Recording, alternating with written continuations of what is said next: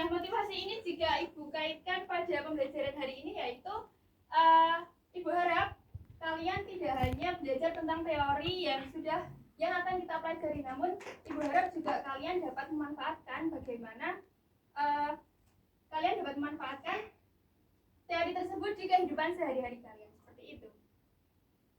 Nah, kemudian di sini ada tujuan pembelajaran.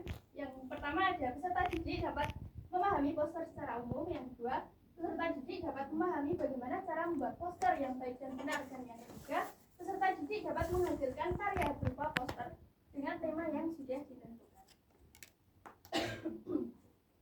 Selanjutnya, Ibu memiliki 3 pertanyaan. Yang pertama, pernahkah kalian menemui poster di tempat umum atau media sosial? Pernah. Baik, yang kedua, pernahkah kalian membuat poster? Jika pernah, poster apa yang kalian buat? Lingkungan, gerakan anti rokok. Ya. Apakah ada lagi? Poster Anti kesian, bullying. go green. Anti Ya. narkoba. Baiklah, sepertinya kalian sudah paham ya apa itu poster. Kemudian yang ketiga, menurut kalian bagaimana sih ciri khas dari sebuah poster yang pernah kalian buat atau yang pernah kalian lihat? Bersifat mengajak. Banyak rayuannya, Bu. Iya, benar sekali, ada gambarnya ya, Mbak. Kemudian apa lagi? Banyak kata-kata yang merayu-merayu gitu, Bu. Iya, iya benar sekali. Kemudian Ibu memiliki sebuah poster. Poster tentang apa ini anak-anak? Kue putu. Ya, tentang makanan ya. Coba Mbak Anggita bisa dibaca? Kue putu adalah kue tradisional Indonesia yang terbuat dari tepung beras dengan isi gula merah dan kelapa parut. Kue ini dimasak dengan cara dikukus dalam cetakan bambu kecil. Kue ini sering dijual oleh pedagang keliling dengan alat khusus yang menghasilkan suara khas yang saat mengukus. Ya, benar sekali. Dari poster yang sudah Ibu paparkan ini, menurut kalian apa sih yang menjadi karakteristik dari poster ini? Gambar kue putu. Iya, lalu Tulisan. Deskripsi. ya deskripsi, benar sekali. Yang penting kalau poster itu ada gambarnya ya, karena untuk menarik minat pembaca. Ya, seperti itu. Nah,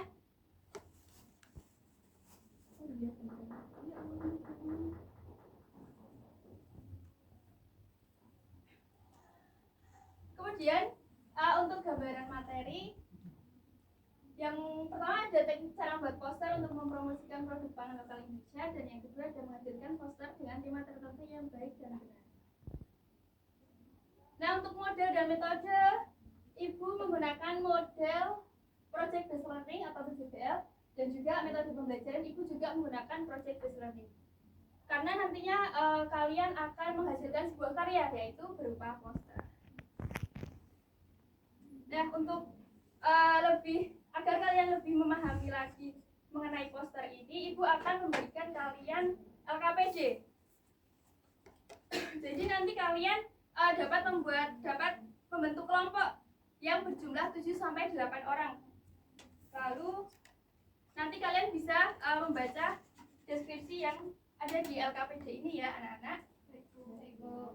Silahkan bisa dibaca dulu. Jika ada pertanyaan yang belum kalian pahami, bisa kalian tanyakan kepada Ibu.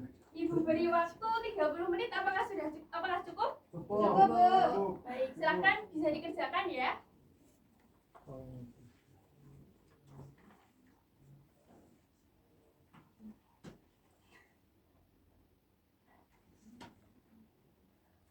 Apakah ada pertanyaan anak-anak?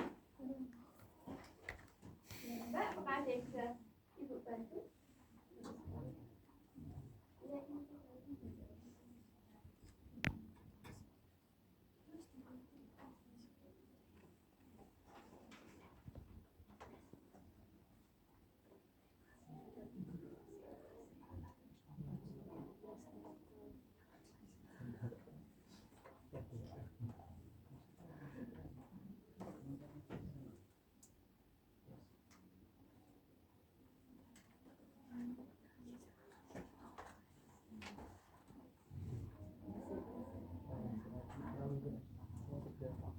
Kalian sudah membawa pewarna pernah belum ya untuk membuat poster? Sudah. Baik.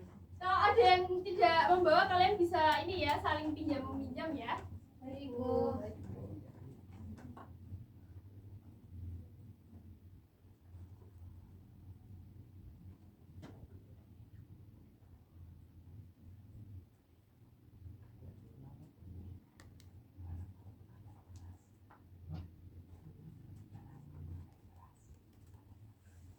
Waktunya tinggal 5 menit lagi ya, anak-anak.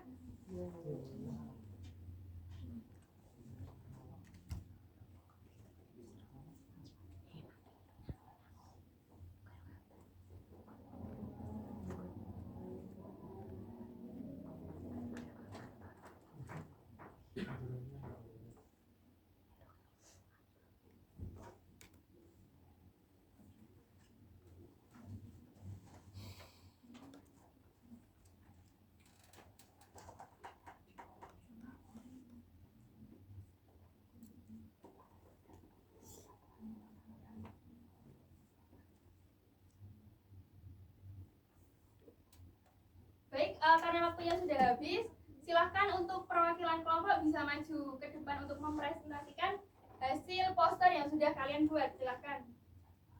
Silahkan anak-anak, perwakilan per kelompok.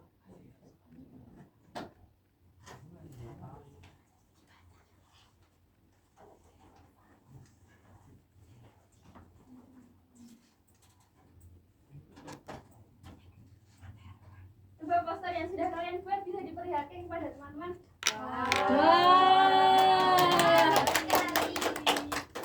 Silahkan dari Mbak, silahkan bisa dibacakan hasil poster yang sudah kamu dan teman-teman buat.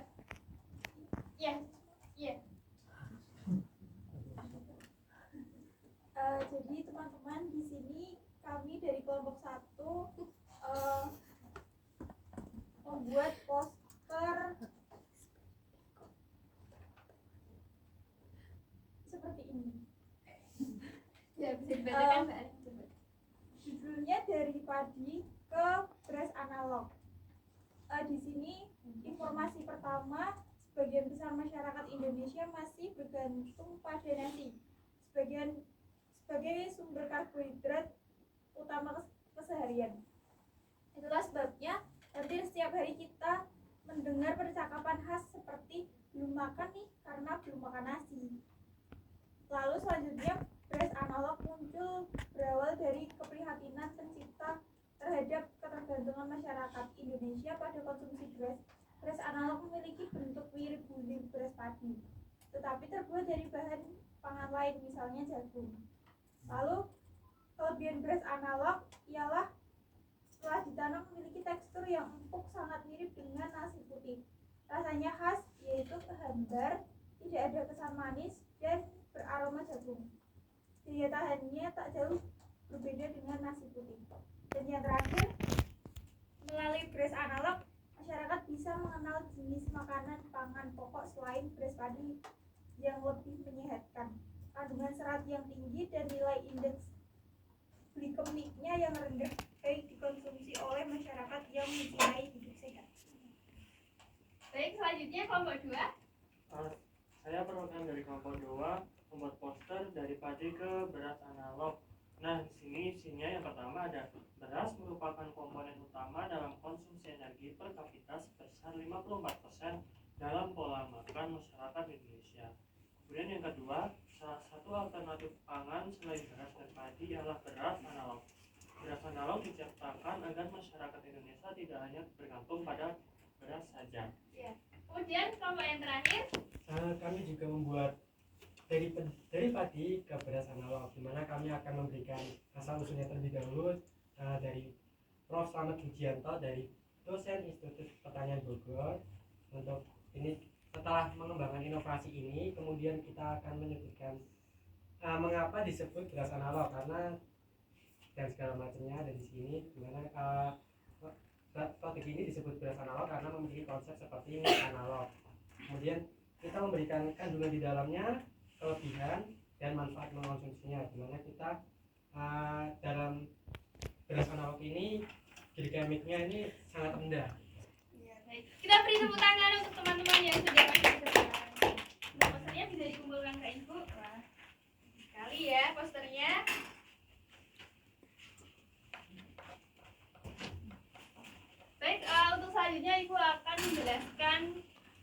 materi sebagai penguatan kalian ya anak-anak. Yang pertama ada pengertian poster itu merupakan kombinasi visual dari garis, warna, dan gambar yang digabungkan menjadi satu sehingga memiliki nilai keindahan tertentu serta bertujuan untuk mendorong derajat peserta didik. Kemudian di sini juga terdapat beberapa unsur dalam poster ya. Yang pertama ada garis. Nah, garis ini berfungsi untuk menghubungkan atau memisahkan elemen pada poster. Penggunaan garis dapat menciptakan ritme dalam desain dan membantu tata letak menjadi lebih teratur dan rapi. Kemudian yang kedua ada titik. Nah, titik itu merupakan elemen yang paling dasar dari desain grafis. Titik digunakan sebagai elemen dekoratif untuk menambah keunikan visual. Kemudian yang ketiga ada tata letak. Tata letak merupakan penempatan elemen visual pada poster. Susunan ruang penting dilakukan untuk menghindari kesan ruang kosong yang terlalu banyak dan kurang menarik. Kemudian yang keempat ada kata-kata.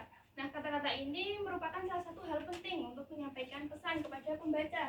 Pemilihan kata dan penempatan teks yang tepat akan membantu efektivitas dalam penyampaian pesan. Kemudian yang kelima ada gambar atau ilustrasi.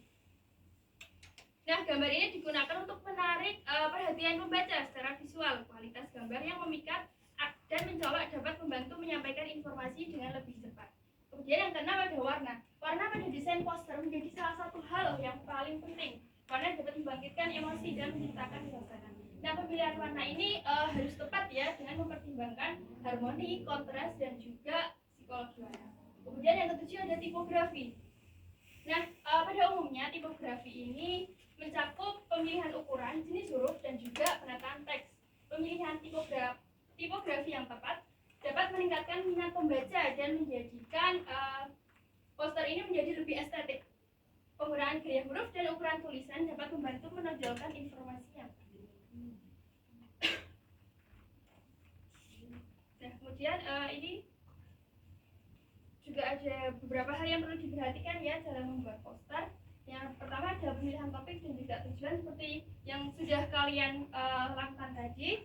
Langkah awal ini yang perlu diperhatikan dalam membuat poster ialah memilih topik yang akan dibahas di dalam poster, kemudian menentukan tujuan pembuatan poster. Nah, tujuan poster ini juga harus disesuaikan dengan topik yang akan kalian buat. Kemudian yang kedua, gunakan kalimat yang singkat dan menarik. Pada umumnya poster ini hanya dibaca sekilas, maka gunakanlah kalimat yang singkat agar informasi yang disampaikan itu tidak terlalu panjang. Isi poster juga harus jelas untuk memudahkan pembaca dalam memahami informasi yang disampaikan di dalam poster. Kemudian yang ketiga, gunakan gambar atau ornamen-ornamen menarik.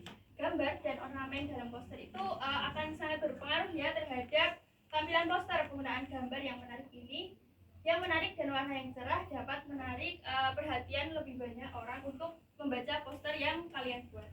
Kemudian yang keempat, pilihlah media yang tepat. Media yang digunakan untuk menempelkan poster ini akan mempengaruhi seberapa banyak orang yang membaca atau sekadar melihat poster yang dipasang pada lokasi ramai akan lebih efektif dibandingkan poster itu dipasang di tempat yang sepi. Seperti itu ya anak-anak.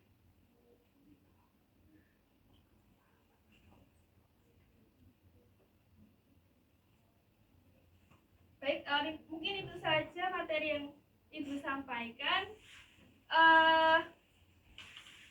Sebagai refleksi, apakah pembelajaran pada hari ini menyenangkan anak-anak? Menyenangkan. Apakah pembelajaran pada hari ini juga mudah dipahami? Mudah. Bagian mana yang menurut kalian menyenangkan? Membuat poster. poster. Baik.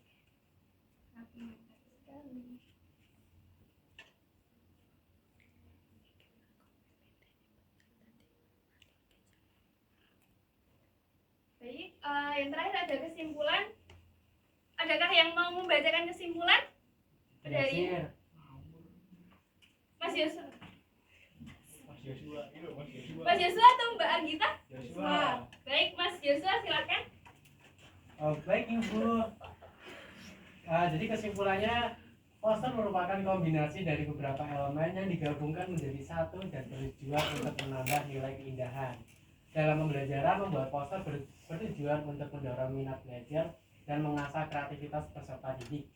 Sebelum membuat poster, perlu memperhatikan beberapa hal terkait bagaimana cara membuat poster yang baik agar menarik minat pembaca. Ya, baik, terima kasih Mas Joshua.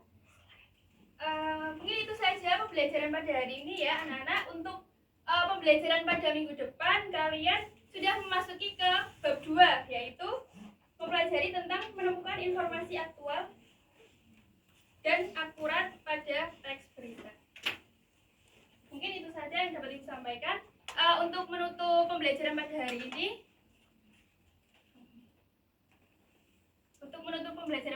ini, kita ucapkan alhamdulillah bersama-sama. Baik, sekian dari Ibu. Wassalamualaikum warahmatullahi wabarakatuh.